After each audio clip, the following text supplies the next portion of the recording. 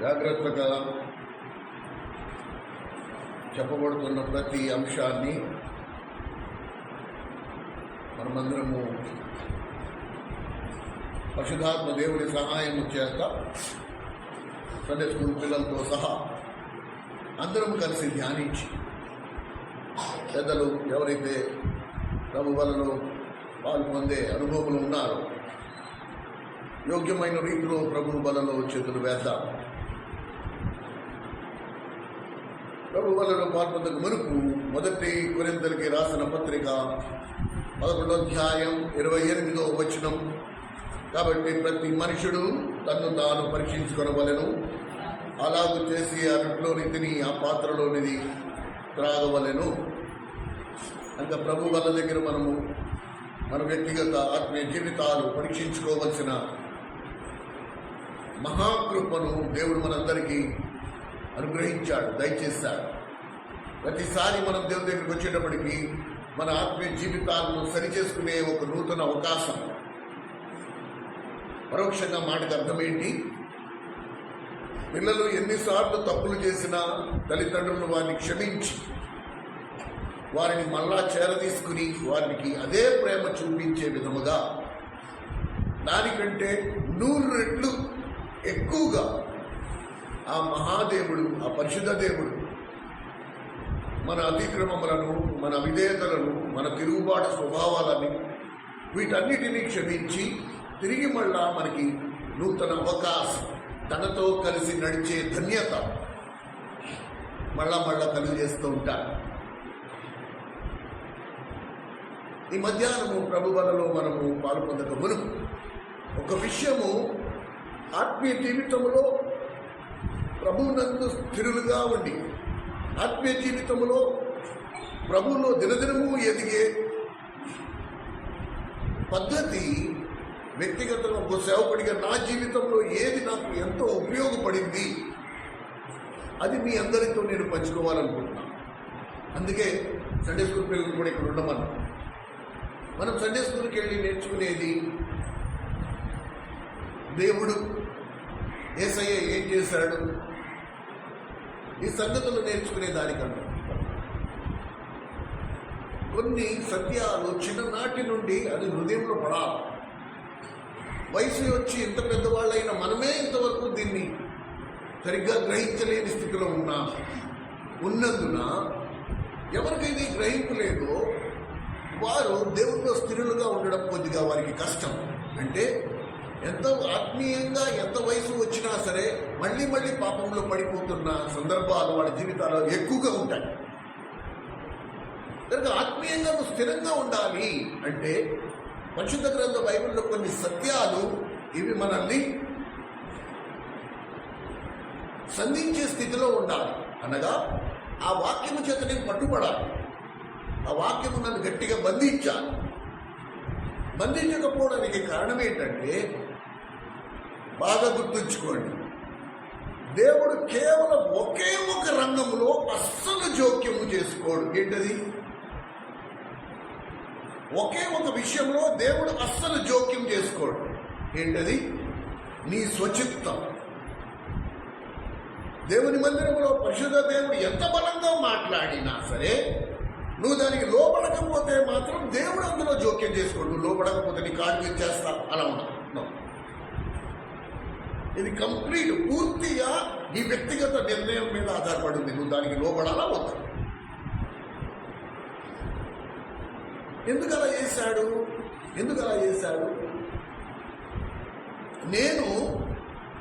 ఎప్పుడు నేను పరిశుద్ధతలో ఎదగగలను అంటే, పాపము చేసే అవకాశము నా కళ్ళ ముందర ఉండగా ఆ పాపములో పాలు పొందే అవకాశం నాకు పుష్కలంగా ఉంది. నన్ను ఎవడూ ఆపలేడు, నన్ను ఎవడు చూడట్లే. అయినా నేను ఆ పాపములో పాలు పంపులు పొందకూడదని నేను నిర్ణయం తీసుకుంటాను చూడు, అది నన్ను పరిశుద్ధపరుస్తుంది. పాపము చేసే అవకాశం ఉంది, ఎవరు చూడట్లే. కానీ దేవుని ఆత్మ కలిగి ఉన్న నేను ఇప్పుడు నా ప్రభువుకి నేను అవమానకరంగా నేను ఏ పనియూ చేయను. అది నా సొంత నిర్ణయం. అప్పుడు నేను పరిశుద్ధతలో ఎదుగుతాను. అప్పుడు నేను పరిశుద్ధతను సంపాదించుకోగలుగుతాను. యేసుక్రీస్తు ప్రభు శరీరధారిగా భూమి మీద ఉన్నన్ని రోజులు ఆయన పాపము చేయడానికి అన్ని అవకాశాలు ఉన్నప్పటికీ ఆయన తన స్వచిత్తాన్ని ఎప్పుడు కూడా ఉపయోగించుకోలేరు. ఇప్పుడు ఎందుమూలంగా సండే స్కూల్ పిల్లల్ని కూడా ఇక్కడ కూర్చోమని చెప్పాను. ఈ కారణం, ప్రభు వలలో పాల్పొందక మునుపు ప్రేమ సహోదరుడు సహోదరి, ఒకవేళ ఈ అలవాటు కనుక చిన్ననాటి నుండి వేళల్లో ఈరోజు పరిశుద్ధాత్మలో కూడా మీతో నూతనంగా మాట్లాడినట్లయితే ఈ రోజు నుంచి మీరు వ్యక్తిగతంగా ఈ పద్ధతి కనుక మీరు అవలంబిస్తే ప్రభు ప్రేమ యందు మీరు ఇంకా లోతైన వేరు పారిన వారు అవుతారు. లేదా మేము దేవుని నమ్ముకున్నామంటే నమ్ముకున్నామని పై స్థాయిలోనే ఉంటారు. విత్తనము రాతి నేల మీద పడి మొలిచి వెంటనే ఏమైపోతుంది, వాడిపోతుంది. అలా ఎన్నిసార్లు మొలిస్తే ఏం ప్రయోజనం? ఇవాళ దేవుడు మాట్లాడాడు, ఓహో ఆహా అనుకున్నాను, అయ్యో బాబాయ్ పరిశుద్ధాత్ముడు మాట్లాడేశాడు, బాబాయ్ బాబాయ్ అయ్యి బాబాయ్ అనుకున్నా, అయిపోయి ఆ గడప దాటిన తర్వాత అది వాడిపోయింది, ఫినిష్. మళ్ళీ ఎలా ఎక్కడ నేను మొదలు పెట్టాను మళ్ళీ అక్కడికి వచ్చేసాను. కనుక మనం ఇది కొంచెం లోతుగా ఈరోజు ధ్యానిద్దాం. సండే స్కూల్ పిల్లలు ఆటలు మానేసి ఏం చెప్తున్నానో అది జాగ్రత్తగా వినండి. మొట్టమొదటి ఎక్కడ మొదలు పెడదాము? యేసయ్య నిన్ను ఎప్పుడు చూశాడు, ఎక్కడ చూశాడు, అక్కడి నుంచి మొదలు పెడదాం. అసలు ప్రభు ఈ రోజు నువ్వు ఇక్కడ కూర్చున్నావంటే నువ్వు దేవుడిని నమ్ముకుని ఇక్కడ కూర్చుని, ఈ మాట నేను 100 సార్లు చెప్పాను. దేవుడే నిన్ను ఏర్పరచుకున్నాడు. ఇది దేవుని నిర్ణయాన్ని బట్టి నువ్వు ఈరోజు ఇక్కడ కూర్చున్నావే తప్ప నువ్వేమి నీ అంతటా నువ్వు మందిరానికి వచ్చిన కాదు. ఇది దేవుని నిర్ణయం. దేవుడు డిసైడ్ చేశాడు, ఈ రోజు ఇగో వీళ్ళు వీళ్ళు వీళ్ళు వీళ్ళు మందిరానికి రావాలి, ఇగో ఈ రోజు ఈ వీళ్ళు వీళ్ళు వీళ్ళు ఈ కుర్చీలోనే కూర్చోవాలి. అది దేవుని ముందు నిర్ణయం. సరేనా? ఇప్పుడు యేసయ్య నిన్నెప్పుడు చూశాడు, హారికను ఎప్పుడు చూశాడు, సాయిని ఎప్పుడు చూశాడు, ఇక్కడ కూర్చున్న వారిని అసలు ప్రభు నిన్ను ఎప్పుడు చూశాడు? 139వ కీర్తన. పరిశుద్ధాత్మ దేవుడు మనందరితో మాట్లాడనుగా. 139వ కీర్తన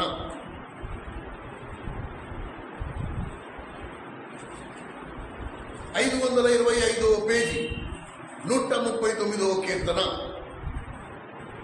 13, 14వ వచనాలు గమనించగలరు. నా అంతరేంద్రములను నీవే కలుగు చేసిందివి, నా తల్లి గర్భమునందు నన్ను నిర్మించిన వాడువు నీవే.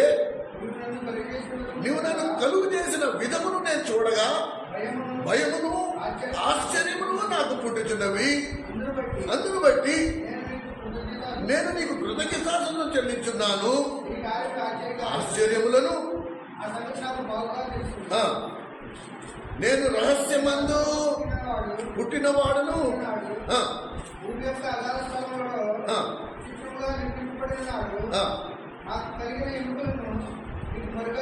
ఉండలేదు. నేను పిండమునై ఉండగా. అబ్బా, ఎప్పుడు చూశాడంట? ఎప్పుడు చూశాడు దేవుడు?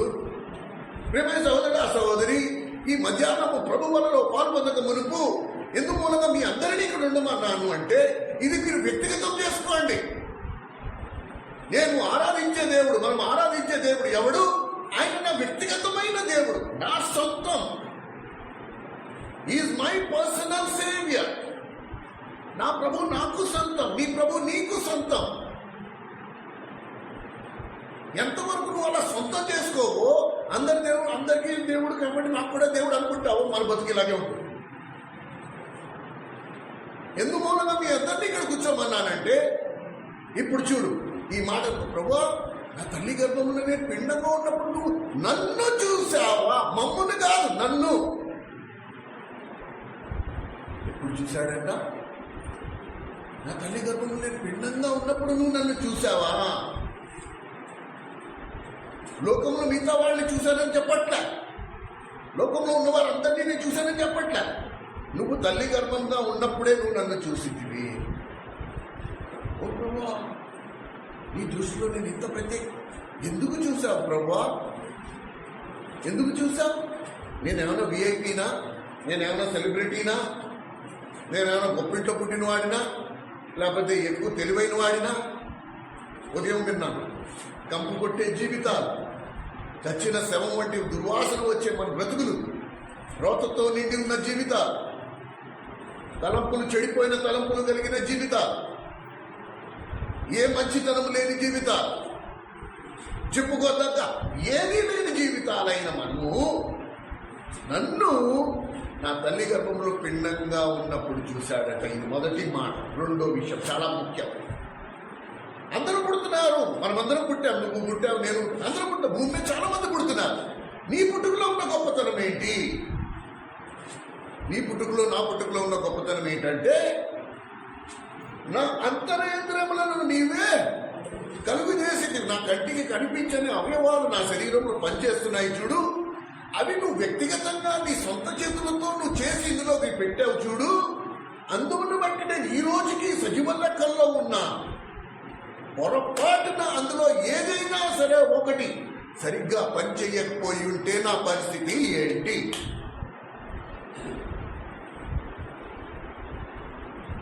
ఓ ప్రభువా, నడినెత్తుడి అధికారుల వరకు ఈ వ్యవస్థలో ఏ ఒక్క పార్టీ అయినా పొరపాటున తప్పుగా పనిచేసేది, లేకపోతే పనిచేయడం మానేస్తే ఈ రోజు నా పరిస్థితి ఎలా ఉండేది? నువ్వు వ్యక్తిగతంగా చేతులు పెట్టినందుకే కదా నా అవయవాలన్నీ పనిచేస్తున్నాయి. ఈ రోజు నేను సజీవ లెక్కల్లో ఉన్నా. ఈ రోజు నాకున్న తెలివితేటలు అది నువ్వు ఇస్తే నాకు వచ్చాయి.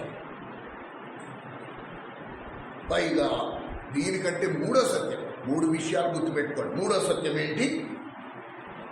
ఈ 16వ వచనములో మీరు గమనించండి. 16వ వచనం 139, 16.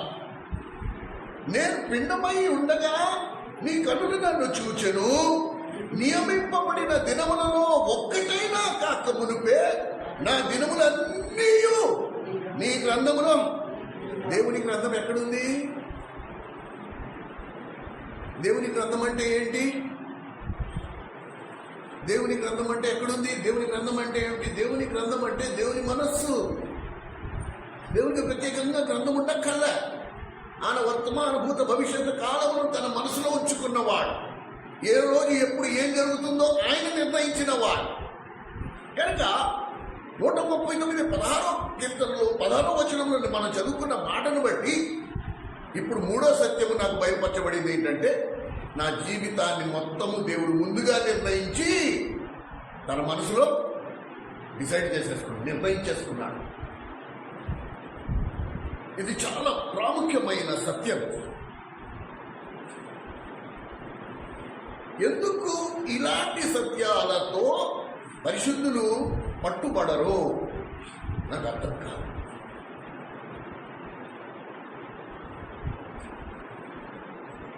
ఈ రోజు నేను భూమి మీద సురక్షితంగా, క్షేమంగా, ఆరోగ్యంగా నేను ఉన్నాను అంటే ఎందుకు బట్టి ఉన్నానో వాళ్ళు ఏమనుకుంటున్నారు? నేను భక్తితో ఉన్నాను, నేను నీతితో ఉన్నాను, నేను నమ్మకంగా ఉన్నా. రకరకాలు.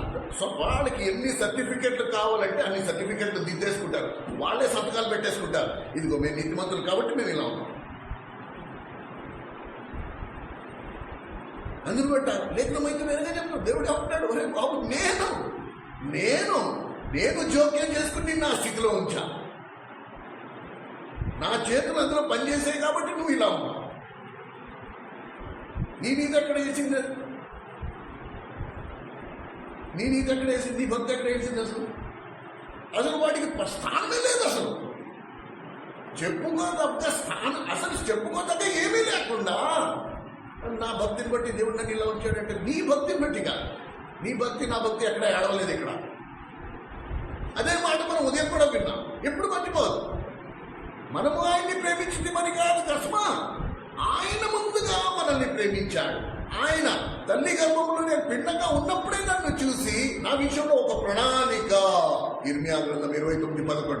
నేను మిమ్మును గూర్చి ఉద్దేశించిన ఉద్దేశములు నేను ఎరుగుదును, అవి మేలు కొరకే కానీ అని కొరకు కావు. కనుక ఈరోజు నువ్వేమై ఉన్నావో అది ఎవరి నిర్ణయం? దేవుడి నిర్ణయం. ప్రేమ సహోదరుడా, సహోదరి, ఈ మాట మనం అర్థం చేసుకోవాలి.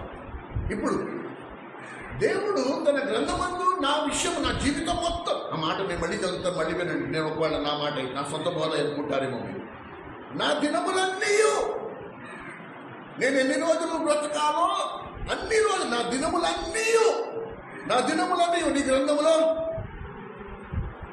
లిఖితము రాయను. ఫుట్ నోట్లో ఏం రాసిందో చదవండి. ఒక్కడైనా కాక మునిపే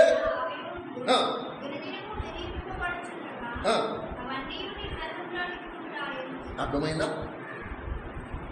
కాబట్టి దేవుని నిర్ణయము కాకముందు నాకు ఒక పక్షవాదం కానీ, నేను వికలాంగుడైపోవడం కానీ, లేకపోతే నా మరణం సంభవించడం కానీ ఏమీ జరగదు. దేవుడు ముందుగా నిర్ణయించేశాడు. ఆయన నిర్ణయము చొప్పున అందులో ఒక్క అంశము కూడా కాక మునుపు నాకు ఏమీ జరగదు. సో ఇప్పటి వరకు వచ్చిన తర్వాత మనం ఏం నేర్చుకున్నాం? మెయిన్ సత్యం ఏంటి నేర్చుకున్నాం? తెలుసుకున్న సత్యం ఏంటి? నా విషయంలో దేవుడు ముందుగా నిర్ణయించిన ఒక ప్లాన్, ఒక ప్రణాళిక ఆల్రెడీ దేవుడి మనసులో ఉంది. మరి అలా ఉంటే మరి నా బతికేంటి ఇలాగుంది? దేవుడు నిర్ణయం చెప్పుకుని ఉండాలి కదా. ఇక్కడ నీ చిత్తం అడ్డొస్తుంది. ఇక్కడ దేవుడు నీ చిత్తాన్ని పక్కకి జరపట్ల. దేవుడు తన ప్రణాళిక నీకు తెలియపరుస్తాడు. దాని ప్రకారంగా నువ్వు ఉండాలనుకుంటున్నావో ఉండలేదనుకుంటున్నావో అది నువ్వు డిసైడ్ చేసుకోవాలి. అనేక పర్యాయములు మన బుద్ధిహీనత వలన, మన అవిధేయత మూలంగా మనము దేవుడు మనకిచ్చిన ఆయుష్కాలాన్ని మనము వృధా, వేస్ట్. నా జీవితంలో నేను వేస్ట్ చేశాను. దేవుడు నాకు ఇచ్చిన ఆయుష్లో 32 సంవత్సరాలు నేను వృధా చేసేసుకున్నా, వేస్ట్ చేసేసుకున్నా. అపోస్తుడైన పౌలు తనకి ఇచ్చిన ఆయుష్లో 30 సంవత్సరాలు, 35 సంవత్సరాలు వేస్ట్ చేసేసుకున్నాడు. ఆ 35 సంవత్సరాల్లో ఎంత రెచ్చిపోయాడు.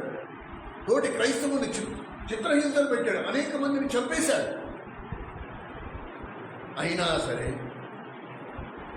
ప్రభువు చుట్టూ ఉన్న దేవదూతలు ప్రభువుతో అన్నాయి, అదిగో సౌలుని చూస్తున్నావా ప్రభు, నువ్వు మన వాడిని ఎలా హతమారుస్తున్నాడో చూస్తున్నావా అనగాని ప్రభు అన్నాడు కదా, నేను చూస్తున్నానులే, నేను అన్నీ చూస్తున్నా,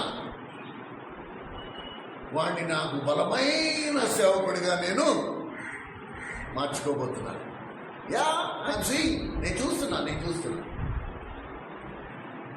వాడే అపోస్తులలో అత్యంత బలమైన అపోస్తుడుగా నేను మార్చబోతున్నా. ఇది దేవుని నిర్ణయం. ప్రియమైన సహోదర సహోదరి, తనకి పౌలు జీవిత కాలము 68 సంవత్సరాలు. 68లో 35 సంవత్సరాలు వేస్ట్ అయిపోయింది, వృధా అయిపోయింది.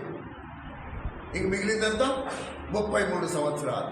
ఆ 33 సంవత్సరాలలో అద్భుతమైన పరిచర్య చేసి పౌలన్న మాట ఏంటి? నా విశ్వాసము నేను కాపాడుకుంటుని, మంచి పోరాటం పోరాడి తిని, నా విశ్వాసం నేను కాపాడుకుంటుని, నా పరుగు నేను కడముట్టించి తిని.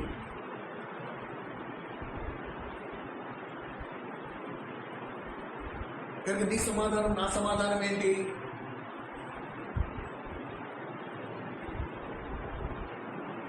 ఒక సత్యం స్పష్టంగా బయలుపరచబడింది. దేవుడు నా విషయంలో, దేవుడు నీ విషయంలో, మనందరి విషయంలో, ప్రతి ఒక్కరి విషయంలో దేవుడు ఒక ప్రణాళిక, ఒక ప్లాన్ కలిగి ఉన్నాడు. ఇప్పుడు దేవుడు నీ కొరకు రచించిన ఆ ప్రణాళిక చెప్పున నువ్వు బ్రతకాలనుకుంటున్నావా, లేకపోతే నీ నిర్ణయం చెప్పున, నువ్వు వేసుకున్న ప్రణాళిక చెప్పున నువ్వు బ్రతకాలనుకుంటున్నావో అది నువ్వు డిసైడ్ చేసుకోవాలి.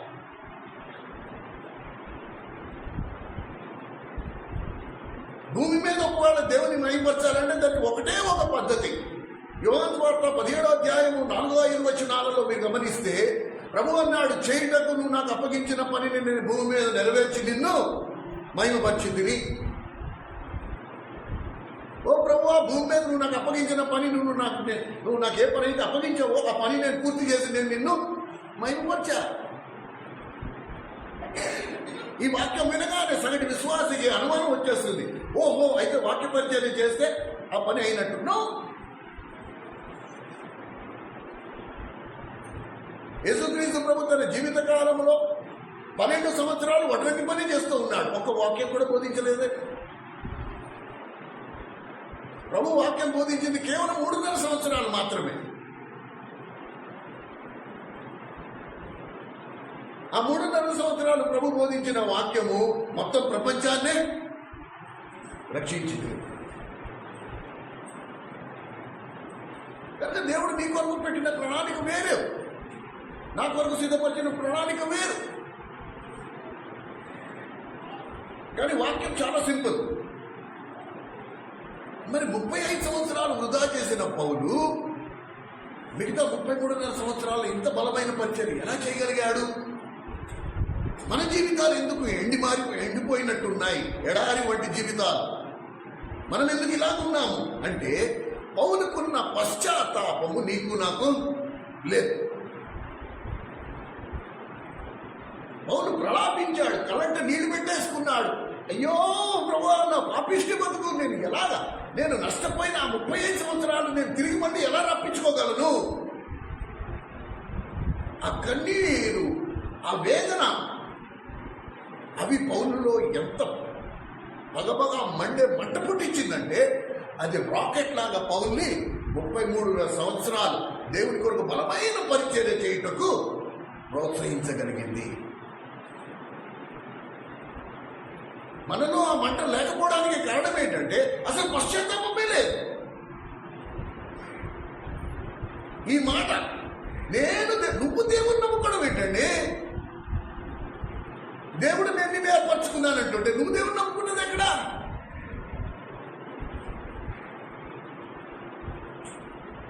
ఈరోజు నీలో ఏ ఏడుపు లేదు. అయ్యో ప్రభు, నా జీవితంలో 3వ వంతు జీవితం నేను వృధా చేసేసా. నీ ప్రణాళిక, నువ్వు నా పట్ల ప్రణాళిక కలిగి ఉన్నావు అనే సంగతి, తల్లి గర్భంలో పిండంగా ఉన్నప్పుడే నువ్వు నన్ను చూసావనే మాట, ఈ సంగతులు నేను గ్రహించక ఏ రోజుకి ఆ రోజు నువ్వు నన్ను బ్రతికేయమని చెప్పినట్టు నేను నా జీవితాన్ని బ్రతికేస్తున్నా. చేయుటకు నువ్వు నాకు అప్పగించిన పని విషయంలో నాకు ఏమాత్రం గ్రహింపు, అవగాహన లేదు. అందుకని బైబిల్ ఆ మాట, అందరూ తన సొంత పనులే చూసుకుంటే మరి దేవుని పని చూసుకునేది ఎప్పుడు?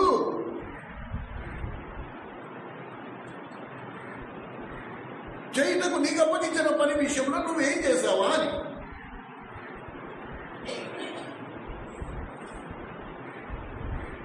ఏమండి, ఎక్కడ కూడా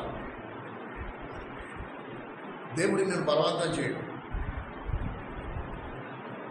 ఉదయం నేను వర్తమానం వినేటప్పుడు ఈ పదాలు నాకు వినిపిస్తున్నప్పుడల్లా కొంచెం నాకు కలవరు.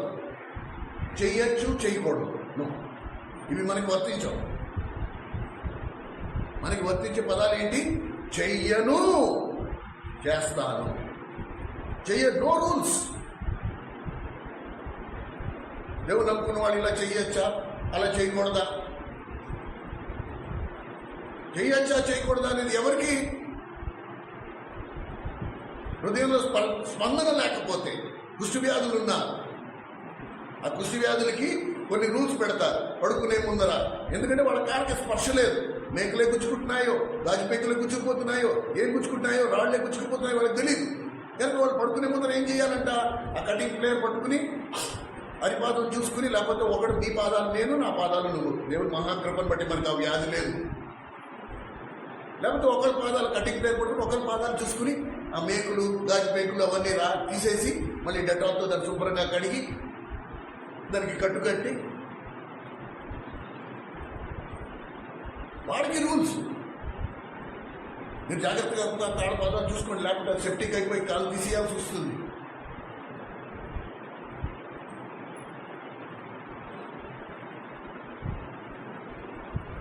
ఎందరూ దేవుని ఆత్మచేత నడిపించబడుదురు, వారు దేవుని కుమారులై ఉందురు. మనం దేవుని ఆత్మచేత నడిపించబడిన వారు. మనం కుమారులమైనప్పుడు మనకి రూల్స్ రెగ్యులేషన్స్ ఉండకూడదు, ఉండవు. నా తండ్రికి, నా తండ్రి ప్రతిష్టకు, నా తండ్రి పరిశుద్ధతకు తక్కువ ఏ పని నేను చెయ్యను. చెయ్యొచ్చా, చేయకూడదా అనిగా. చెయ్యొచ్చా, చేయకూడదా అంటే ఏంటి? మన పిల్లలకి మనం ఏం నేర్పిస్తున్నట్టు? రూపాయి తీసుకోవచ్చు, 100 రూపాయలు మాత్రం ముట్టుకోకూడదు.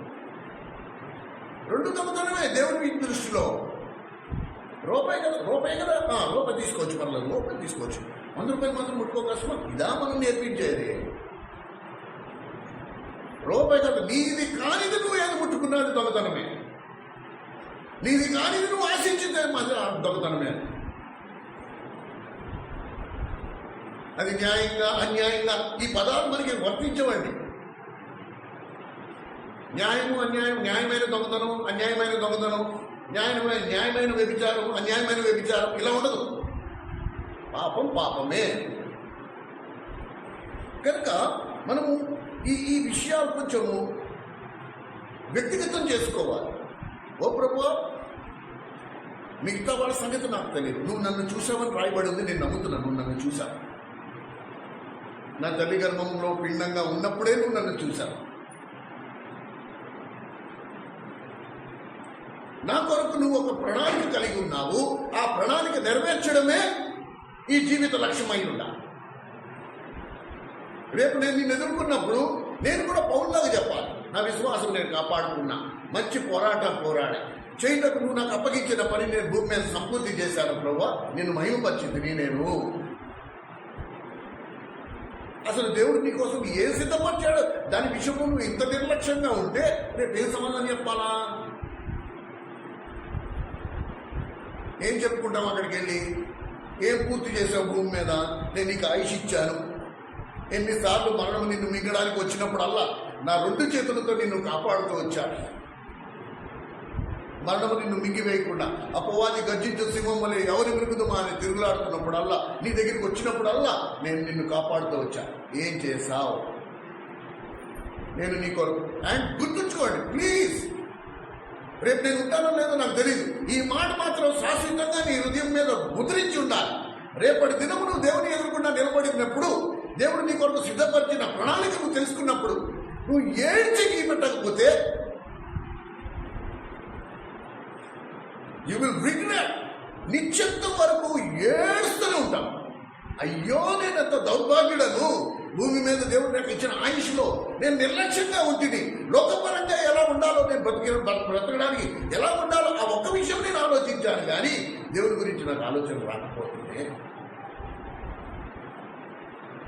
తద్వారా నేను ఎంత నష్టపోతున్నానో ఇక్కడికి వచ్చిన తర్వాత నాకు తెలిసిందని. అప్పుడు నువ్వు ఏడ్చే ఏడుపు శాశ్వతం, నిశ్చత్వం. దేవుని రాజ్యంలో ఏదైనా సరే నిశ్చత్వం వరకు ఉండేది. నువ్వు ఏడుపైనా నిశ్చత్వం, నరకమైనా నిశ్చత్వం, దానికి అంతులేదు.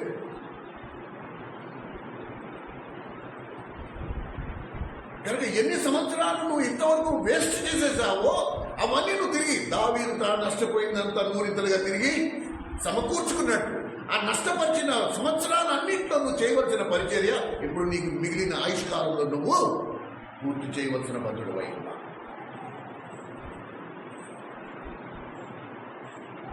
అలా జరగాలంటే ఏమవ్వాలి? ఏముంటే అలా జరుగుతుంది. కానీ నాకున్న మిగిలిన ఆయుష్ అప్పుడే 58 సంవత్సరాలు.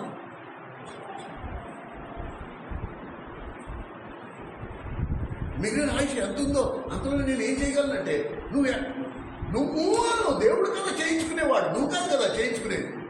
నువ్వు అను.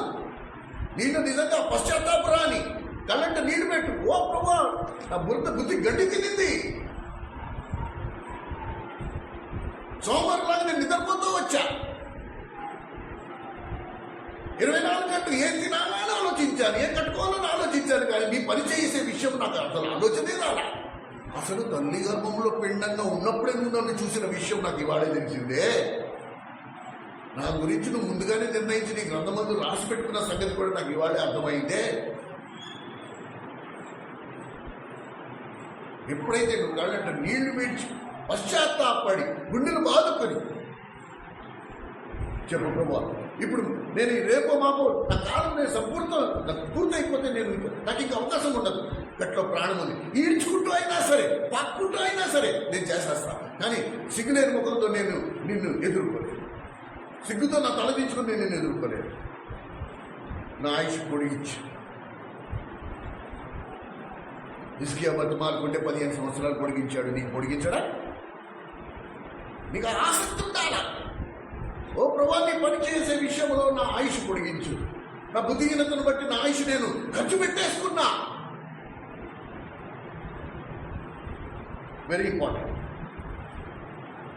Very very important. తల్లిదండ్రులు మీ పిల్లలకి మీరు ఇంటికి వెళ్ళాక ఈ విషయాలు బోధించండి. యేసయ్య వారిని ఎప్పుడు చూశాడో మీరు వారికి చెప్పండి. ఎప్పటి నుంచి ప్రభు నిన్ను కనిపెట్టుకుని ఉన్నాడో చూడండి, వారికి తెలియపరచండి. ఎప్పుడు ఆయన తట్టు తిరుగుతావో, ఎప్పుడు ఆయన దగ్గరికి వచ్చి ప్రభా నన్ను క్షమించు, నా బ్రతుకు నేను నష్టపరిచేసుకున్నా, ఈ లోకమే సమస్తం అనుకున్నా, నా స్నేహితులే నా బంధువులే అన్నీ అనుకున్నా, నువ్వు నా కోసం సిద్ధపరిచిన జీవితాన్ని నేను వృధా చేసుకుంటుని, నన్ను క్షమించాలి. కళ్ళంటే నీళ్లు పడి ఆయన కాలమే పడితే ఆయన నీ ఆయుష్ పొడిగిస్తాడు. ఆయన నిన్ను తన ఆత్మతో నింపుతాడు. అప్పుడు పౌలులాగా నీ మిగిలిన ఆయుష్లో నువ్వు ఆ పని పూర్తి చేసుకుని నువ్వు కూడా పౌలులాగా ఏం చెప్పగలవు? నా విశ్వాసం కాపాడుకుంటుంది, మంచి పోరాటం పోరాడుతుంది, నా పరుగు నేను కడముట్టించుకుని.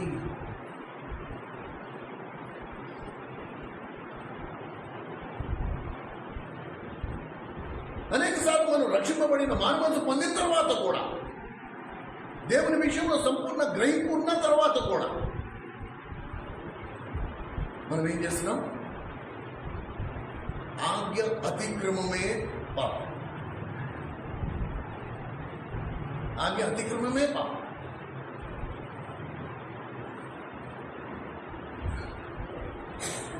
ప్రేమ సహోదరుడా సహోదరి,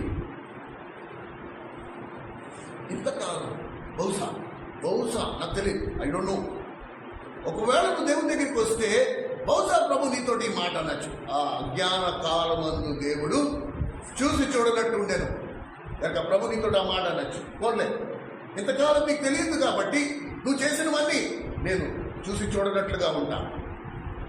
అయితే ఇప్పుడు యోహాను సువార్త 17వ అధ్యాయం 30వ వచనం. యోహాను సువార్త 17వ అధ్యాయం 30వ వచనం.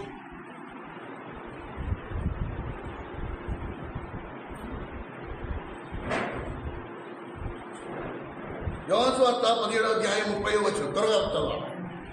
ఆ అజ్ఞాన కాలమందు 29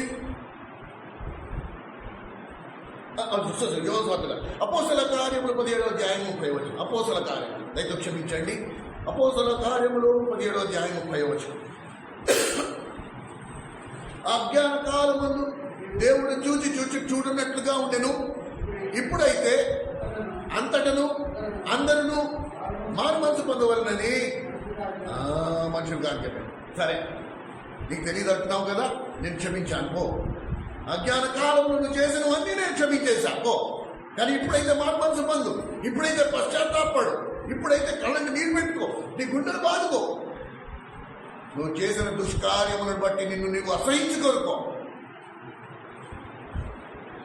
ఇప్పుడైనా సరే ప్రభు దగ్గరికి రా. ప్రభా, ఇప్పుడు నువ్వు నా కొరకు సిద్ధపరిచిన పని ఏంటో నాకు చెప్పు, నేను చేస్తాను. నువ్వు నా గురించి ఉద్దేశించిన నీ ఉద్దేశం ఏంటో నాకు తెలియపరచు, దాని ప్రకారంగా నేను జీవిస్తాను. యేసు ప్రభు విషయంలో పరలోకమందు ఉన్న తండ్రి 30 సంవత్సరాలు తను బ్రతుకున్న 12వ ఏట వరకు తల్లి కింద సేవ చేస్తూ ఉండాలి, నమ్మకంగా సేవ చేశాడు. 12 ఏళ్ళు నువ్వు వడ్రంగి పని చేస్తూ ఉండాలి, కుటుంబాన్ని పోషించాలి, నమ్మకంగా వడ్రంగి పని చేశాడు. సృష్టికర్త అయిన దేవుడై ఉండి కూడా అదేంటి నేనేంటి వడ్రంగి పని ఏంటి అంటే కుటుంబాన్ని పోషించాలని నువ్వు చేయాల్సిందే. మంచాలు తయారు చేశాడు, కుర్చీలు తయారు చేశాడు, స్టూళ్ళు తయారు చేశాడు, అవి అమ్మాడు, వాటితో కుటుంబాన్ని పోషించాడు. 4 తమ్ముళ్ళు, 2 చెల్లెళ్ళు, 6గురిని పోషించాడు.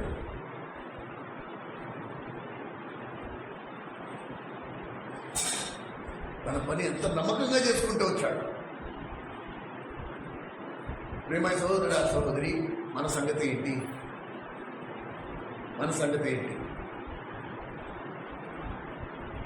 కేవలం 3.5 సంవత్సరాలు మాత్రమే ఆయన చేసిన పరిచర్య ఎంత ఫలభరితమైన పరిచర్య చేశారంటే ప్రపంచమంతా మారుమనసు అనుభవంలోకి వచ్చేసింది. ఈ విషయాలు మనము శూన్యంగా ధ్యానించాలా, వీటిని మనం సొంతం చేసుకోవాలి. ఇవి మనలో కార్యసాధకం జరగాలంటే ఫస్ట్ మనకు అవసరమైంది ఏంటి? నిర్మలమైన మనస్సాక్షి. మన మనస్సాక్షి మన మీద నేరారోపణ చేయకుండా ఉండాలి. మనిషి సంగతి మర్చిపో, ఎవడు నా గురించి ఏమనుకుంటున్నాడో డోంట్ కేర్. కనీసం నీ మనస్సాక్షి నీ మీద నేరారోపణ చేయకుండా చూసుకో. మనసాక్షి ఎప్పుడు నిజమే మాట్లాడుతుంది. ఆ మనసాక్షి గొంతు మనం నులిపేస్తూ ఉంటాం, అది వేరే సంగతి. మనం చేసిన పాపము మన మనసాక్షి మనని గర్జిస్తాం. నువ్వు చేసిన తప్పు, చేసిన పాపం, దానికి మొత్తం రంగు పూసేయాలి ఫస్ట్. అబ్బాయి నేను ఎంతో నీతి పరుడని ప్రపంచాన్ని తెలియపరచుకోవాలి. మనసాక్షి ఎక్కడికి వెళ్తుంది? నిర్మలమైన మనసాక్షి కలిగి ఉన్నాం మనం. అప్పుడే మనసాక్షి నిర్మలంగా ఉంటేనే దేవుని శక్తి, దేవుని ఆత్మతో నింపబడ్డం, దేవుని పని మన యందు జరగడం ఇవనేది సాధ్యమవుతుంది. ఏమండి, ఇప్పుడు ప్రభువు మన కోసం ఏం చేశాడో ఈ మాట చెప్పేటప్పుడు ఒక విన్నపం. ఎవరైతే కొడుకు పాటలు పాడేస్తున్నారో వాళ్ళు లేచి నుంచి వాక్యం వినండి. ఇక్కడి నుంచి ముఖ్యం. సిగ్గుపడద్దు. దేవుని సన్నిధిలో నేను లేచి నుంచుంటే నలుగురు నా గురించి ఏమనుకుంటారు అనుకోరు. మీరు ఒకవేళ కూర్చుని మెలుగుగా ఉండలేకపోతున్నారు, కొడుకు పాటలు వచ్చేస్తున్నాయంటే ఇక్కడి నుంచి మీరు లేచి నుంచుని వినండి. ఇక్కడి నుంచి చాలా ఇంపార్టెంట్, మోస్ట్ ఇంపార్టెంట్. ఇప్పుడు ప్రభు నా గురించి ఏం చేశాడు,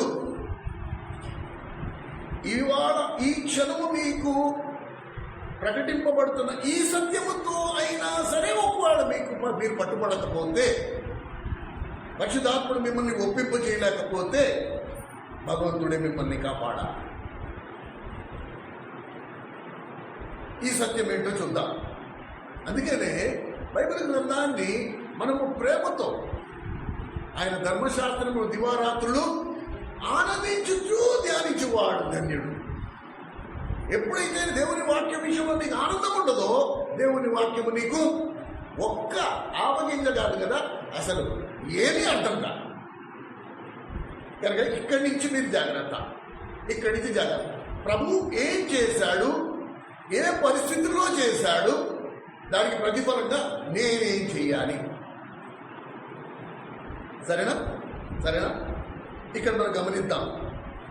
ముందుగా నేను చెప్పింది, ఉదయము అన్న ఒక వాక్యం తీశాడు. 1 యోహాను పత్రిక 4వ అధ్యాయము 10వ వచనంలో, లేకపోతే 11వ వచనంలో, మనము ఆయన్ని ప్రేమించటమని కాదు కానీ ఆయనే ముందు మనల్ని ప్రేమించాడు. సరేనా? అయితే దీనికంటే ముందు బైబిల్లో శిష్యులు వచ్చి ప్రభు దగ్గర అడిగారు, ప్రభు 10 ఆజ్ఞలు ఉన్నాయి కదా, 10 ఆజ్ఞలలో అతి శ్రేష్టమైన ఆజ్ఞ ఏదో చెప్పు మాకు అంటే, ప్రభు అన్నాడు 2 ఆజ్ఞలు ఉన్నాయి. ఒక ఆజ్ఞ 2వ ఆజ్ఞ మీద నిలబడి ఉంది. 2 ఆజ్ఞలు ఉన్నాయి. ఒక ఆజ్ఞ 2వ ఆజ్ఞ మీద నిలబడు. అర్థమైందా? సరే, ఈ ఆజ్ఞ ఏంటి? నీ దేవుడును నీ పూర్ణ మనసుతో, పూర్ణ శక్తితో, పూర్ణ ఆత్మతో ప్రేమింపవలననిదియే. అంటే నీ దేవుణ్ణి నీ పూర్ణ మనసుతోటి ప్రేమించాలి. సగం మనసుతో కాదు, పావు మనసుతో కాదు, 3వ వంతు మనసుతో కాదు. అలాగనే నిన్ను వలె నీ పొరుగువాన్ని ప్రేమించినదియే. ధర్మశాస్త్రం అంతయు ఈ 2 ఆజ్ఞలలోనే ఇమిడి ఉన్నవి. ఇవి నేను మీకు చెప్తోంది, బైబిల్లో అలా రాసుంది, అంటతో పెట్టుకున్నాను కాబట్టి చెప్తున్నాను. మీరు ఇంటికి వెళ్ళాక ఆ రెఫరెన్స్ ఎక్కడుందో వెతుక్కోండి. కొత్త నిబంధనలోనే ఉంది, సువార్తల్లోనే ఉంది. ఎందువల్లే నీ దేవుడిని నీ పూర్ణ మనసుతో, పూర్ణ ఆత్మతో, పూర్ణ శక్తితో ప్రేమింపవలనది. 2వది నిన్ను వల్ల నీ పొరుగువాన్ని ప్రేమింపవలనది. ధర్మశాస్త్రం అంతయు ఈ 2 ఆజ్ఞలలోనే ఇమిడి ఉన్నది. సరేనా? అయితే దేవుణ్ణి మనము ప్రేమిస్తున్నామా లేదా ఎలా తెలుస్తుంది? ఆ దేవుణ్ణి మనం ప్రేమిస్తున్నామా లేదా ఎలా తెలుస్తుంది? ఇది కొంచెం ఆలోచన చేయాలి. మనం దేవుణ్ణి మనం ప్రేమిస్తున్నామా లేదా ఎలా తెలుస్తుంది? ఇప్పుడు ఆ దేవుణ్ణి నేను పూర్ణ మనస్సుతో ప్రేమిస్తున్నానా లేదా, పూర్ణ శక్తితో, పూర్ణ ఆత్మతో రాయబడినట్టుగా నేను ప్రేమిస్తున్నానా లేదా, అది ఎలా రుజువు అవుతుంది? దేవుడు ఎంత జ్ఞానవంతుడు, ఎంత త్రికాల జ్ఞానము ప్రభుత్వం ఉందో చూడండి. అందుకని 2 ఒకదాని మీద ఒకటి పెట్టాడు, తీసుకొచ్చి ఒకదాని మీద ఒకటి పెట్టాడు. ఒకవేళ నాకు ఇక్కడ కూర్చున్న వారిలో ఎవరి మీదైనా ద్వేషం ఉంది అనుకుందాం. ఇక్కడ కూర్చున్న వారిలో ఎవరి మీదైనా నాకు ద్వేషం ఉంది అనుకుందాం. ద్వేషం ఉండడానికి కారణం ఉండాలా వద్దా? ఇప్పుడు సార్ ఫర్ ఎగ్జాంపుల్ నర్సక్క మీద నాకు ఒక ద్వేషం ఉంది. నేను అది బయటికి చెప్పట్లా. ఎందుకు ద్వేషం ఉందంటే ఏదో ఒక సందర్భంలో ఆమె నన్ను గాయపరిచింది, నా హృదయాన్ని గాయపరిచింది, అందుకని నేను ఆమెను ద్వేషిస్తున్నాను. అంతే కదా? మనలో ఎవరైనా సరే, నువ్వైనా నేనైనా, మనమందరం ఎవరినైనా సరే ద్వేషించినా, ఎవరి మీదైనా మన కోపం ఉన్నా, కోపం ఎందుకుంటుంది? వాడి వల్ల నాకు నష్టం కలిగింది, వాడు నన్ను నష్టపరిచాడు కాబట్టి ఇప్పుడు నేను వాడి మీద నాకు కోపం ఉంది. అవునా కదా దొరక? అవునా కదా? అంతే కదా? మనమందరం మనుషులం. కానీ లేఖనం ఏం చెప్తుంది తెలుసా? నీకు వాని మీద ఉన్న ద్వేషం ఎందుని బట్టి తెలుసా? నీకు దేవుని మీద ప్రేమ లేదు. ఎవరైతే దేవుణ్ణి పూర్ణ మనసుతో, పూర్ణ శక్తితో, పూర్ణ ఆత్మతో ప్రేమిస్తారో వారికి శత్రువుతో సహా నష్టపరిచిన వాడి మీద కూడా పూర్తిగా ప్రేమ.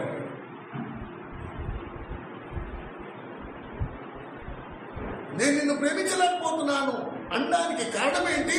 నా ప్రభువుని నేను ప్రేమించట్లేదు, అందుమూలంగానే నేను ప్రేమించట్లేదు. నువ్వు నాకేదో నష్టపరిచావు. యేసు ప్రభు అయితే అందరినీ ప్రేమించాడు. మరి ఇప్పుడు ప్రభు నిన్ను ఎలా ప్రేమించాడో చెప్తాను, జాగ్రత్తగా వినండి. మళ్ళీ చెప్తున్నా, ఎవరికైతే కుడుకుపాటు వస్తే వాడు లేచి నుంచుని వినండి, పర్వాలేదు, నష్టం లేదు. ప్రభు నీ కోసం ఏం చేశాడు? ఇది మనం కొంచెం ప్రశ్నించుకోవాలి. ఇది మనం కొంచెం ధ్యానించవలసిన అవసరం ఉంది. అందరినీ నేను దేవుళ్ళలాగా ప్రేమించాలి అంటే మాత్రం నేను ఫస్ట్ దేవుణ్ణి పూర్ణ మనసు, పూర్ణ ఆత్మతో, పూర్ణ శక్తితో ప్రేమించిన స్థితిలో ఉండాలి. ఆయన నా జీవితంలో ఏది అనుమతించినా సరే నా ప్రభుని నేను ప్రేమిస్తూనే ఉండాలి. నాకు నష్టం వాటిల్లొచ్చు, కీడు వాటిల్లొచ్చు, అనారోగ్యం వాటిల్లొచ్చు, ఏది వాటిల్లినా సరే ఇది నా ప్రభువు చిత్తము లేకుండా నాకు సంభవించదు గనక నేను ప్రేమిస్తున్న నా ప్రభు నాకు ఇది అనుమతించాడు. కాబట్టి ప్రభువా నీకు నిండా వందనాలు. నేను ఏడవను వాడి మీద, వీడి మీద, వీడి మీద, వీడి మీద నేను ఏడవను. వాడి మీద నా ప్రేమ ఇంకా అధికం అవ్వాలి. ఎందుకు అధికం అవ్వాలి? ఎందుకంటే ఈ అనుభవాల గుండా దేవుడు నన్ను తీసుకెళ్తున్నందున ఇప్పుడు నేను వీడిని కూడా ప్రేమిస్తాను. అర్థమైందా? అర్థమైందా? ఒకవేళ నా దేవుడిని నేను ప్రేమించట్లేదు అనుకో, నేను వీడిని కూడా ప్రేమించలేదు. ఇది నేను చెప్పట్లే, ప్రభువే చెప్తున్నాడు. ఇది నేను చెప్పట్లే, ప్రభువే చెప్తున్నాడు. ఇప్పుడు ప్రభు ఎలా ప్రేమించాడు అది కూడా చూడాలి కదా. చాలామంది ఏమనుకుంటారంటే ప్రేమ అంటే పైనుంచి కింద వరకు నాకేయాలి, అది ప్రేమ. ప్రేమ అంటే అసలు ఎప్పుడు విడిచిపెట్టి వెళ్లకుండా నా దగ్గరే కూర్చోవాలి, అది ప్రేమ.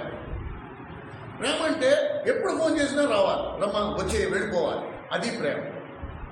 ప్రేమ అంటే నేను ఏది అడిగినా ఇచ్చేయాలి, కాదనుకోండి, అప్పుడు నువ్వు ప్రేమించినట్టు. ఇది మనుషులు సొంతంగా తయారు చేసుకున్న స్వార్థంతో ఉన్న ప్రేమ. ప్రేమ అంటే అసలు బదులే లేదు, బదులు కోరని. మనం ఎలాంటి లోకంలో ఉన్నాం? అంత వ్యాపారమే. నేను ఇది ఇస్తా, నాకేంటి, నీకేంటి, నీకెంత, నాకెంత.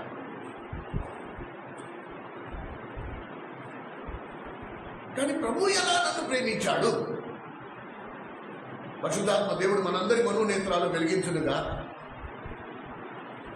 ఆయన నన్ను ఎలా ప్రేమించాడు? బదులు కోరుకున్నా నేను ఆయనకి సేవ చేస్తానని ఆయన నన్ను ప్రేమించాడా? ఎలా ప్రేమించాడు? ఇప్పుడు ప్రభు ప్రేమ చూడండి.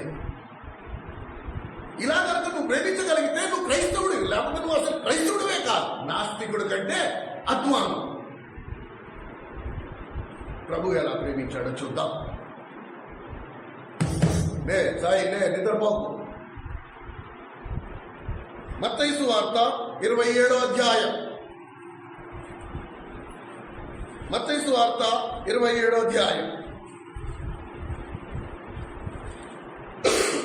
28, 29 పేజీలు చూడండి. మత్తయి సువార్త 27వ అధ్యాయం 33వ వచనం. వారు కపాల స్థలం అను అర్థమిచ్చు గొల్గొత్తా అనబడిన చోటికి వచ్చి చేదు కలిగిన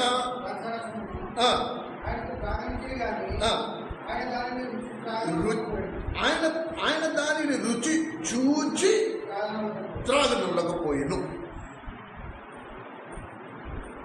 ఆయన దాని రుచి చూచి దాన్ని త్రాగలే.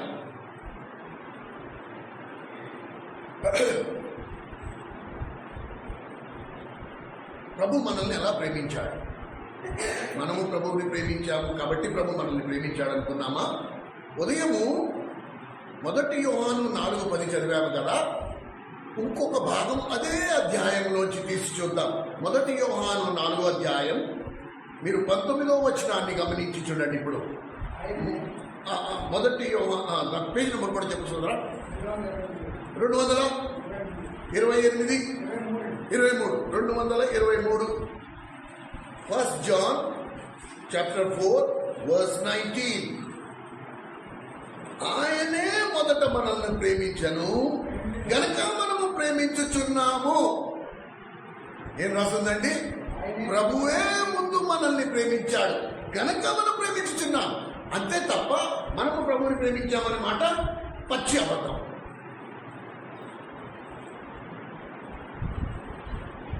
ఇది మొదటి సత్యం. ఆయన సత్యం ఎప్పుడు చేదుగానే ఉంటాడు. ఒకవేళ సంఘంలో సేవకుడు నిలబెట్టి అన్నాడు అనుకో, ఎంతమంది దేవుని ప్రేమిస్తారు చేతులు ఎత్తి చూపెట్టండి అంటే అందరూ చేతులు ఎత్తేస్తాం. కానీ సత్యం ఏంటి?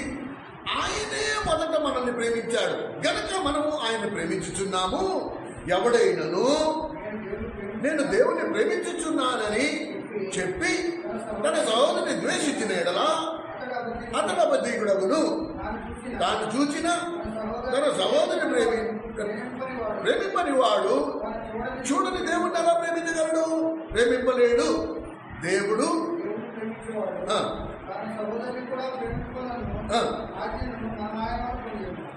ఇప్పుడు ఎలా ప్రేమించాలా? ఏం చేస్తే ప్రేమించినట్టు? ఈరోజు ప్రేమ అంటే ఏంటో మొత్తం బట్టబయలు చేసేస్తా. దేవుడే మొత్తం విప్పి చెప్పాడు అసలు ప్రేమించడం అంటే ఏంటి, ఏం చేస్తే ప్రేమించినట్టు. మనుషుల ప్రేమ ఏంటి తెలుసా? మనం ఒకటి, మన కులమంతా ఒకటి. కానీ అది కాదు మరి ఇది తప్పు కదా అంటే తప్పైనా మనం ఒకటి కాబట్టి దీన్ని బట్ట కప్పయ్యా. రంగారావు బతుకున్నప్పుడు నాకు అదే చెప్పారు, మా ఊరు చాలా చెడదన్నా. అరే ఎందుకు రంగారావు గారు, మన ఇన్ని సంవత్సరాలు మీరు ఇక్కడ పుట్టి పెరిగి మీరు మీ ఊరు గురించి మీరు ఇలా మాట్లాడతారంటే, లేదన్నా మీకు తెలియదు ఇక్కడ వాళ్ళు ఉన్నారే ఎలాంటి వాళ్ళు తెలుసా? తప్పుని ఒప్పుని తప్పు ఇలా మార్చేస్తారు. అవసరమైనప్పుడు ఏది ఇట్టి చట్టైనా అట్టి చిట్టైనా ఎలాగైనా తిప్పగలరు. కనుక నువ్వు పొరుగురు నుంచి వచ్చావు, జాగ్రత్త. ఈ ఊరు ఇంత దరిద్రం అన్నాడు.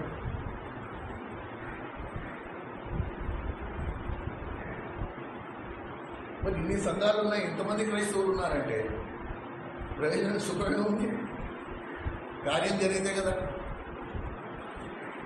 ఇప్పుడు చూడండి, మనము ఆయన్ని ప్రేమించింది మరి కాదు, మొదట ఆయన మనల్ని ప్రేమించాడు. ఆయన ప్రేమించాడు కాబట్టి మనం ఇప్పుడు ప్రేమిస్తున్నాం. ఏదో రోగం గురికి దేవుని దగ్గరికి వచ్చాం, ప్రభువా పాపం నన్ను ఆయన ఈ రోగం తగ్గించు. ఆయన నన్ను ప్రేమించాడు కాబట్టి నా రోగం తగ్గించాడు. నా పట్ల ఆయనకు ఒక ప్రణాళిక ఉంది కాబట్టి నా రోగం తగ్గించాడు, నా ఆయుష్కాలం పొడిగించాడు. ఇప్పుడు దేనికోసం ఎదురు చూస్తున్నాడు? ఏదో ఒక రోజు నా దగ్గరికి వచ్చి, అయ్యో ప్రభా బుద్ధి గడ్డి తిని నా ఆలోచన చెప్పుడు నేను నడుచుకుంటుని, నా ఆలోచన చెప్పుడు నేను బతికేస్తుంది. ఈరోజు నువ్వు దేవుడు నీ మందిరంలో నువ్వు నాతో మాట్లాడావు, ఇప్పుడు నీ దగ్గరికి వచ్చేసాను, చెప్పు ప్రభా నేను నష్టపరిచిన దినమును ఎలా నేను సమకూర్చుకుంటానో నాతో చెప్పు. ఇప్పుడు నేను నీకోసం బతుకుతాను, ఇప్పుడు నేను నీకోసం పనిచేస్తాను చెప్పు అని చెప్తూ ఇక్కడికి వచ్చినప్పటికీ ప్రభువు ఇక్కడ దృశ్యం దగ్గరికి వద్దాం. అసలు ప్రభు ప్రేమ సిలువలో ప్రభు ఎలా నిన్ను ప్రేమించాడో జాగ్రత్త. గుడ్లు అప్పగించుకుని 2 చెవులు బారుగా తెరిచి జాగ్రత్తగా విను ప్రభు ప్రేమ ఎలాగుందో. సన్నివేశం ఏంటి? రెండు చేతుల్లో మేకులు కొట్టబడ్డాయి, కాళ్ళకి మేకులు కొట్టబడ్డాయి, సిలువలో వేలాడుతున్నాడు, పొర ప్రాణంతో ఉన్నాడు. ఆ బాధ, ఆ వేదన, భరించలేనంత నొప్పి, భరించలేనంత బాధ. రోమీయుల యొక్క ఆచారం, వాళ్ళు పొర ప్రాణంతో ఉన్నాడు పాపము, వారి బాధ కొంచెం తగ్గించడానికి ఏం చేస్తారంటే ద్రాక్షారసంలో కొంచెం చెరక కలుపుతారు, కలిపి అది త్రాగిస్తారు. అది ఎలా పనిచేస్తుంది తెలుసా? ఆపరేషన్ చేసేటప్పుడు ఎనస్థీషియా ఇస్తారు చూడు. మొన్న మరియంకి ఆపరేషన్, గర్భసంచి ఆపరేషన్ చేసేటప్పుడు ఎనస్థీషియా పెట్టారు ముక్కుకి, మత్తు ఎక్కించి అప్పుడు ఆపరేషన్ చేస్తారు. ఇలా మత్తు ఇచ్చి ఆపరేషన్ చేస్తే నీకు నొప్పి తెలియదు కనుక ప్రభు సిలువలో వేలాడుతున్నప్పుడు ఆయనకి ఇది కొంచెం నాయన ఇది కొంచెం తాగితే నువ్వు మత్తులోకి వెళ్ళిపోతావు, ఆ మత్తులో ఇంక కొంచెమైనా సరే నీకు ఆ వేదన తగ్గుద్ది, ఎలాగ చనిపోవాల్సిందే, ఆ చనిపోయే ముందర నీ బాధ తగ్గిస్తున్నాం మేము, ఇదిగో నేను కొంచెం సేవించు అంటే ఆయన దాని రుచి చూసి అమ్మో ఇది కనుక నేను తాగితే నేను మత్తులోకి వెళ్ళిపోతా, నేను మత్తులోకి వెళ్ళిపోతే నా ఆఖరి గడియలలో నేను మేళ్లు చేయడం నాకు చేత కాదు. ఏంటా మేళ్లు? ఏం చేశాడు మేళ్లు? నేను కనుక అది తాగితే నేను మత్తులోకి జారిపోతా, నేను మత్తులోకి జారిపోతే నా వలన జరిగే మొట్టమొదటి పాపం ఏంటో తెలుసా?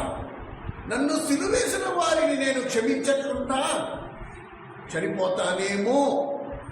అందుకనే రుచి చూసి నాకు వద్దని ఏమన్నాడు? మొట్టమొదటి మాట, తండ్రి వీళ్ళేం చేస్తున్నారు వీళ్ళకి తెలీదు, వీరిని క్షమించు. ఇక ప్రాణం పోద్దేమో. నా పాపము నేను ఒప్పుకుంటే దేవుడు ఒక్కడే క్షమిస్తే సరిపోదు, నేను ఎవరికి వ్యతిరేకంగా పాపం చేశానో ఆ వ్యక్తి కూడా నన్ను క్షమించి ఉండాలి. అప్పుడే నా పాపాలు క్షమించబడతాయి, లేకపోతే నా పాపాలు నిలిచి ఉంటాయి. గుర్తుంచు. ప్రభు నిన్ను సిలువలో ఎలా ప్రేమించాడండి? ఆ చెరకు పుచ్చుకోలేక ఈరోజు కడుపులో రాళ్ళంటే వీడు 35 సార్లు హాస్పిటల్ పరిగెట్టావా నువ్వు? చిన్న జలుబు వస్తే హాస్పిటల్ పరిగెడతామా? ఒళ్ళు నొప్పులు వస్తే కొంత మాత్రలు మిగుతామా? పక్కలో చిన్న పోటు వస్తే విలవిల్లాడిపోతావా? ఆయన ఆ చెరకు తాగలేక, ఆయనకు పడే వేదన తగ్గించుకోలేక, అది తాగి మత్తులోకి వెళ్ళిపోతే వీళ్ళ కొరకు నేను ప్రార్థన చేయలేనేమో, వీళ్ళకి చేయవలసిన మేళ్ళు ఆఖరి క్షణం వరకు నాకు అలాంటి జీవితం కాదు ప్రభు. నేను చనిపోయే ఒక్క క్షణం ముందరైనా సరే నేను మేళ్లు చేసి చనిపోవాలి. యేసు అందరికీ మేళ్లు చేయొచ్చు.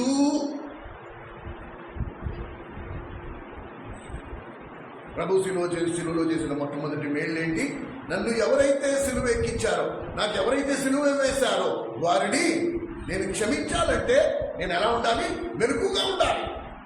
ఈ చెరకనే తాగితే నిద్రపోతానేమో, మత్తెక్కేసి నేను నిద్రలో జారిపోతానేమో, వీళ్ళని క్షమించకుండా నా ప్రాణం పోతే నరకానికి వెళ్ళిపోతానేమో.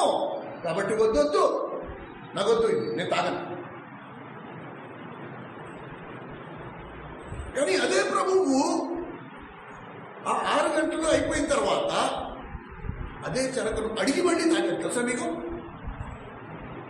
రండి, యోహాను సువార్త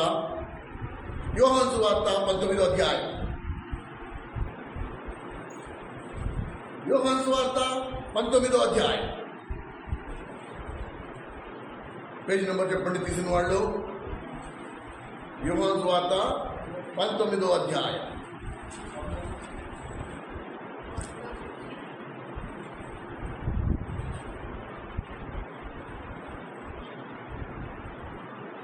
ఇరవై 28వ వచనం.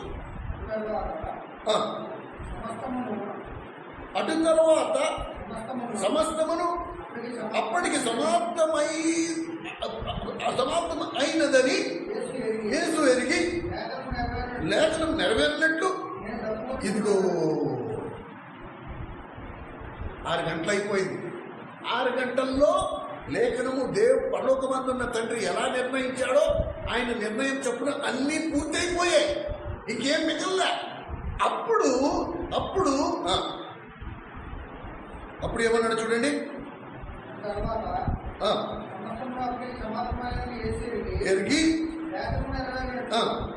నేను తప్పికొచ్చున్నాను, నేను చెరకతో, అదే చెరకతో నిండి ఉన్న ఒక పాత్ర అక్కడ పెట్టి ఉన్నది కనుక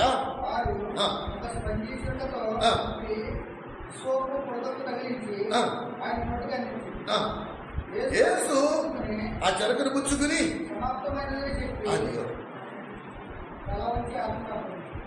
చూసావా,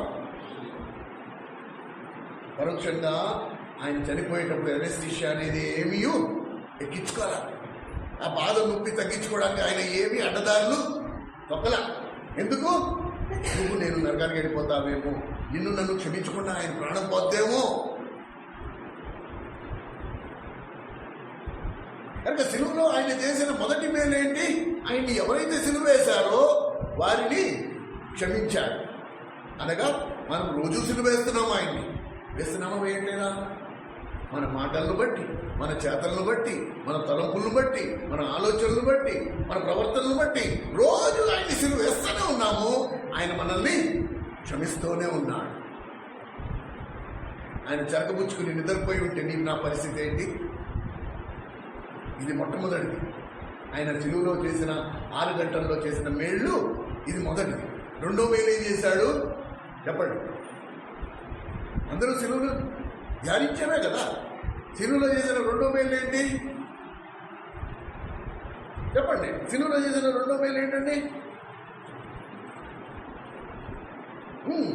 త్వరగా. తన సోదరుడైన యోహానును పిలిచి, యోహాను ఈమె నీ తల్లి, అమ్మా ఈ రోజు నుండి ఈయన నీ కొడుకు, నిన్ను చూసుకుంటాడు. కనుక తల్లి బాధ్యతను ఎవరికి అప్పగించాడు? యోహాను ఎవరు తెలుసా? పిన్ని కొడుకు, మరియమ్మ చెల్లెళ్ళు కొడుకు పేరు యోహాను. తోబుట్టైన 4 తమ్ముళ్ళు, ఆ 2 చెల్లెళ్ళు వాళ్ళు ప్రభువునందు విశ్వాసమే ఉంచలేదు. వాళ్ళందరూ యూదులుగానే ఉన్నారు. యూదుల మతాచారాన్నే వాళ్ళు పాటిస్తూ వచ్చారు. కేవలం ప్రభుత్వం ఉన్నది ప్రభు తల్లి మరియమ్మ ఒక్కతే. చనిపోయేంత వరకు మరియమ్మ ఒక్కతే క్రైస్తవురాలిగా ఉంది. మరియమ్మ కడుపున పుట్టిన మిగతా సంతానం అందరూ యూదులే, యూదుల ఆచారాన్ని ఆచరించారు. కనుక వాళ్ళకి అప్పగించడానికి అవకాశమే లేదు. తన శిష్యుడైన యోహాన్ని పిలిచి, యోహాను ఇదిగో ఈమె నీ తల్లి, ఈ రోజు నుంచి ఈమెను చూసుకునే బాధ్యత నీదే. ఈ తరం పిల్లల సంగతి ఆలోచిద్దాం. అందుకనే సండే స్కూల్ పిల్లలు ఉండమన్నా. ఈ తరం పిల్లల దగ్గరికి వచ్చేటప్పటికి ఏమనుకోవాలి? ఇప్పుడు తల్లిదండ్రులు అంటే అసలు వాళ్ళకి గౌరవమే లేదు, తల్లి యొక్క విలువే లేదు. మీకు రాత్రి జ్వరాలు వచ్చినప్పుడు ఎన్నిసార్లు చెప్పాను? ఈ సాయి వాళ్ళతో కూడా నేను 2 సార్లు చెప్పాను. మీరు పసిగందుగా ఉన్నప్పుడు, నెలల పిల్లలుగా ఉన్నప్పుడు మీ ఒళ్ళు కాలిపోతూ ఉంటే రాత్రి తెల్లవారులు ఒళ్ళో వేసుకుని మీరు ఏరిగేసిన అలాగే కక్కు భరిస్తూ, మీరు కక్కుతున్నప్పుడు 2 చేతులతో మీ కక్కు పట్టి బయటేసి మిమ్మల్ని కడిగి శుభ్రం చేసి మిమ్మల్ని పోషి పెంచిన తల్లి, ఆ తల్లి విలువ నీకు ఇవాళ కనపడట్లా. ఒకడు లేచెరుడిపోయాడు, వాడికి అర్థమైపోయింది కాకిరెట్లు పడతాయి మన మీద.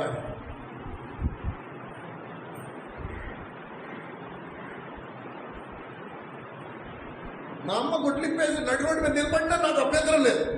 కానీ నేను నమ్ముకున్నా నా స్నేహితులకి ఏమనుకో, నా హీరోలకి ఏమనుకో బాబాయ్, వాడికి పాలాభిషేకాలు చేయలేదా? ఈ 50 నేర్చుకునేది కొంతమంది అనుకొచ్చి మీ తల్లిదండ్రులకి ఇచ్చే బహుమానం మీద ఎప్పుడైనా మీ తల్లిదండ్రులు కట్అవుట్ పెట్టారా? ఈ మాట నేను అడిగానా లేదో అడగండి. మీ తల్లిదండ్రులు కట్అవుట్, మీకు ఎవరు మీకు హీరో? మీ అమ్మ, మీ నాన్న మీకు హీరో. అసలు వాళ్ళు లేకపోతే ఇవాళ మీరు లేనేలేరు. వాళ్ళు పుట్టినప్పుడే మిమ్మల్ని చెత్తకుండీలో పడేలేక వాళ్ళ కడుపులు మార్చుకుని తిని తినక మిమ్మల్ని పోషించి పెద్ద చేస్తే ఎవడో కోరికిసుక గొట్టంగాడ వాళ్ళకి అభిషేకాలు చేస్తారు మీరు. అరే ఈయన ప్రాణంతో ఉన్నాడు, మరోక్షణం ప్రాణము విడిచే స్థితిలో ఉన్నా కూడా తల్లిని బాధ్యత కలిగిన సహోదరుడి చేతులు పెట్టాడు. జాగ్రత్తగా చూసుకోమా అమ్మని.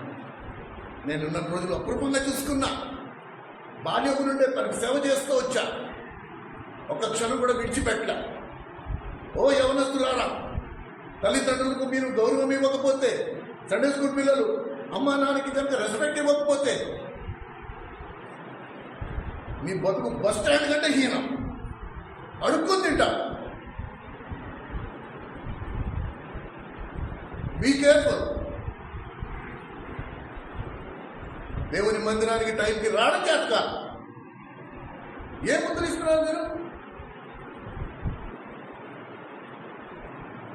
వచ్చేవారం మీకు చేత కాకపోతే రావద్దు. 10 దాటిపోయింది, మీరు మందిరంలో కనబడకపోతే మందిరానికి రావద్దు. ఇంకా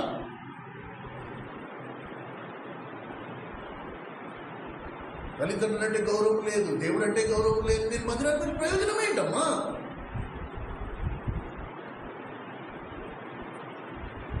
లక్ష 90 పనులు ఉండొచ్చు. నాకు ఆసక్తి ఉంటే నేను నా పనులన్నీ ముందుకే ముగించుకుని 10ంటికి నేను మందిరం ఎన్ని 100 సార్లు చెప్పాను. ఒక పెద్ద ఆవిడ చీకటితో 3ంటికి లేచి వచ్చి కుర్చీలన్నీ వెయ్యాలా? మీ చేతులు పడిపోయాయా? మీకు చేత కాదా? ఇదా మేము మన మధ్య బతుకు? ఇదా అండి?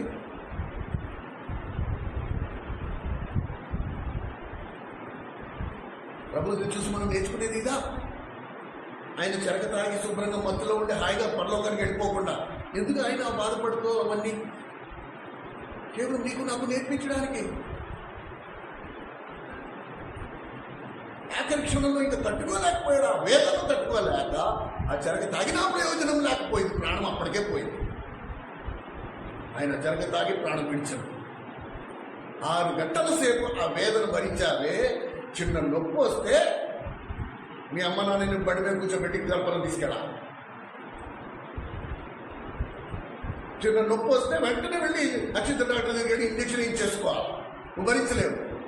ఆయన నీకోసం 6 గంటలు వేలాడాడు. ఏ భాషలో చెప్తే మీకు అర్థమవుతుంది?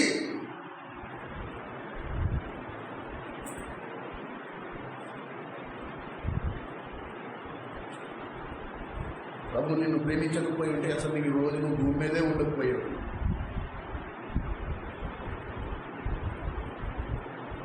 రేపు వాడు వస్తాడా కాపాడడానికి? ఎరా రేపు వాడు వస్తాడా చెప్పు? నీకు ఆపద వస్తే కాపాడడానికి వాడు వస్తాడా? నీకు జ్వరం వస్తే హాస్పిటల్ అక్షిత దగ్గర తీసుకెళ్ళి మందులు ఇచ్చడానికి వాడు వస్తాడా? మనం చేసే పనులకు ఒక అర్థం ఉండాలా?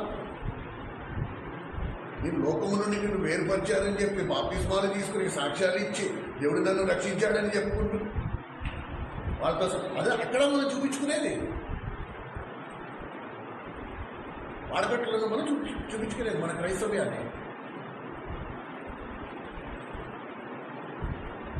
ఒక్కరోజు చిచి ఏంటి నా పాపిష్టి బతుకు, ఒక్కరోజు కూడా నేను మందిరానికి టైంకి వెళ్ళలేకపోతున్నా, ఇవాళ నేను 9ంటికి వెళ్ళి అక్కడ కూర్చుంటాను అని ఒక్కరోజు కూడా నీకు అనిపించలేదా? ప్రతి వారము వాడు నేను మోసం చేస్తానే ఉన్నాడు, నువ్వు మోసపోతూనే ఉన్నాడు. దేవుడు మైంపరిచింది ఎక్కడా? ఎలాగ పనుల్లో పాల్పొందేస్తున్నావు? లేకపోతే కుష్టి వ్యాధిలాగా స్పందన, హృదయం స్పందించడం మానేసిందా? అరికాలు కుష్టి వ్యాధులకి స్పర్శ ఉండదు. అంతే, టైంకి మేత పడిపోవాలి, కడుపు నిండా మేసేయాలి, దొనపోతుల్లా దొల్లాలి, అంతే. దేవుడు లేదు, ఒక ప్రార్థన లేదు, ఒక బైబుల్ లేదు, ఏమి. ఈరోజు మీటింగ్ ఉందంటే కనపడాలి, లేకపోతే పాస్టర్ గారు అడుగుతారు. ఇప్పుడు అది కూడా లేదు. తల్లిదండ్రులకు ఇచ్చే గౌరవం మీదేనా? సమాజంలో మీరు చేస్తున్న క్రియలు, స్కూళ్ళల్లో మీరు చేస్తున్న పనులను బట్టి మిమ్మల్ని ఎవరేమనట్ల, మీ తల్లుల్ని గుట్టలిప్పి నిలబడుతున్నారు రోడ్డు మీద.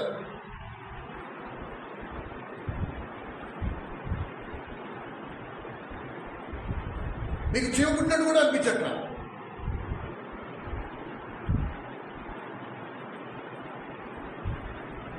మీరు చేస్తుంది పాపం అనే సంగతి మీకు తెలుసు కూడా, అయినా కూడా మీరు చేస్తున్నారు. పరోక్షంగా ఏ సాక్ష్యం ఇస్తున్నారు? పర్లే, మమ్మల్ని కన్నా పాపానికి మా అమ్మ నాన్నకి ఆ శిక్ష పడాల్సిందే.